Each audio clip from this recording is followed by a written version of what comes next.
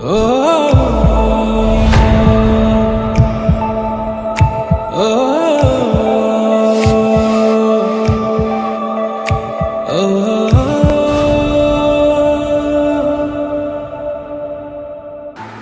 വർഷത്തെ റാങ്ക് എത്രയായിരുന്നു? കഴിഞ്ഞ വർഷം 49,000 ആയിരുന്നു. ഇപ്രാവശ്യം 2,180.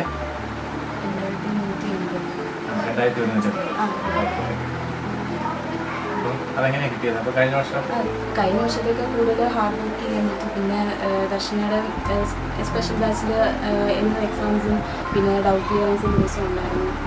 കുറേ ടീച്ചേഴ്സ് എപ്പോഴും അവൈലബിൾ ആയിരുന്നു. എല്ലാ സബ്ജക്റ്റിനും ടീച്ചേഴ്സ് എപ്പോഴും അവൈലബിൾ ആയിരുന്നു.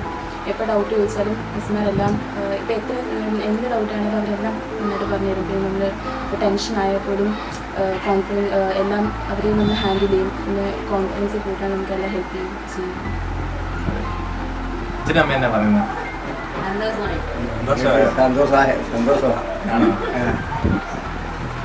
അപ്പം മോളെ ലോട്ടറി കച്ചവടത്തിൽ നിന്ന് മോളെ ഡോക്ടറിലേക്ക് പിടിച്ചു കയറ്റിയല്ലേ?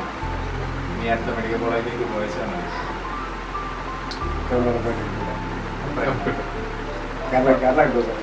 അതൊക്കെ ചോദ്യം. കിട്ടും. കോട്ടയം വേണോ തിരുവനന്തപുരം വേണോ? ഓപ്ഷനുണ്ട്. ഇപ്രാവശ്യം റാങ്ക് 2000 കേരളത്തിൽ ചിലപ്പോൾ 100-നുള്ളിൽ വരാൻ സാധ്യതയുണ്ട് റാങ്കില്. അതായത് കോട്ടയത്തെ മികച്ച റിസൾട്ടാണ്. 24 ലക്ഷത്തി സംതിങ് ആൾക്കാർ പുറകിലുണ്ട്. അത്രയും മുമ്പിലാണ്. കോട്ടയം കിട്ടും. നമ്മൾ നോക്കുമല്ലേ, ലോട്ടറി കിട്ടി. ട്രീറ്റ്മെന്റ് ഉണ്ട് അമ്മയുടെ.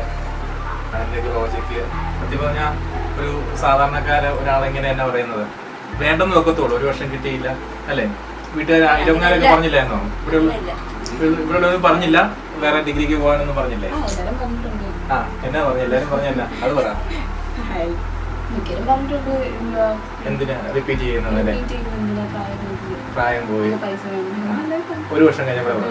അപ്പൊ ഈ 2 വർഷം കഴിയുമ്പോൾ അവരോട് എന്നാ പറയാനുള്ളത്? റോജിക്ക് ഇപ്പം 1 വർഷം കഴിഞ്ഞപ്പോൾ അവർ ഇങ്ങോട്ട് പറഞ്ഞു, ഇങ്ങനെ റിപ്പീറ്റ് ചെയ്തൊന്നും കാര്യമൊന്നുമില്ല, വേണേൽ കൊച്ചുപോലെ ഡിഗ്രിക്ക് വെക്കും, അല്ലെങ്കിൽ വല്ല ഡിപ്ലോമ കോഴ്സിന് വെക്കും എന്നൊക്കെ പറഞ്ഞാൽ.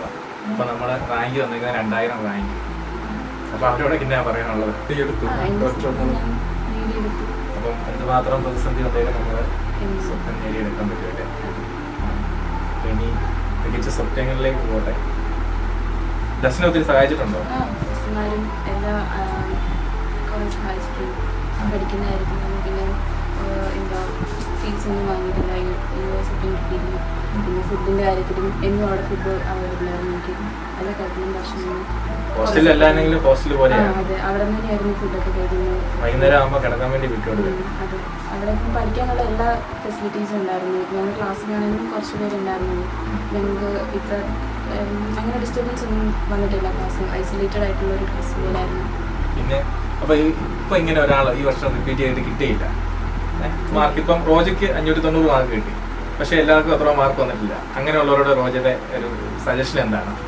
നമുക്ക് ആഗ്രഹമുണ്ട്, നമുക്ക് പറ്റുന്ന നമുക്ക് തോന്നുന്നുണ്ടെങ്കിൽ ഉറപ്പായിട്ട് അടുത്ത വർഷം പഠിച്ചാൽ കിട്ടുമായിരിക്കും. ഹാർഡ് വർക്ക് ചെയ്യുവാണെങ്കിൽ ഉറപ്പായിട്ടും കിട്ടും.